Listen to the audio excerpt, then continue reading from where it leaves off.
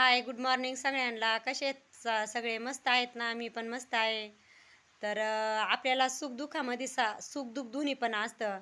तर आपल्याला सुखामध्ये साथ देणारे पावला-पावला माणसं भेटत असतात, पण आपल्या दुःखामध्ये साथ देणारे किंचित माणसं असतात, जे आपल्याला दुःखामध्ये साथ देत असतात.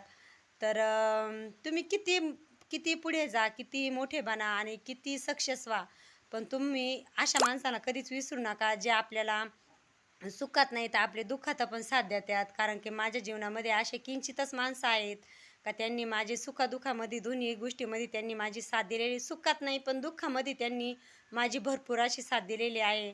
तर जसे माझे आई-वडील, बहीण-भाव आणि माझे मित्र-मैत्रिणी यांनी माझी भरपूर अशी सुखात नाही तर माझी दुःखात पण साथ दिलेली आहे. तर तुमच्या जीवनात पण असे माणसं असतील का त्यांनी तुम्हाला अडचणीच्या वेळेस, संकटाच्या वेळेस त्यांनी तुम्हाला साथ दिलेली असते आणि तुम्ही ऐन टायमाला मोठे होतात.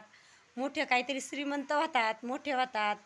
तर तुम्ही अशा माणसांना कधीच विसरू नका का त्यांनी तुम्हाला सुखात नाही, तर त्यांनी तुम्हाला दुःखात पण साथ दिलेली असते. तर तसे माणसं तुम्ही कधीच गमवू नका का कारण की आपलं नशीब लागतं.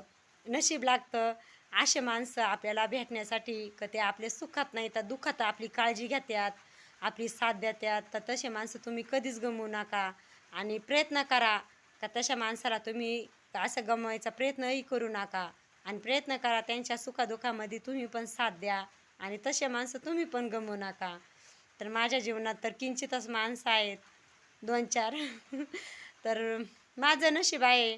मला अशीच 3-4 माणसं 2-4 माणसं का होईना ते माझ्या नशिबात आहेत, चांगले भेटले आहेत, जे माझ्या दुःखात पण आणि सुखात पण ते साथ देतात.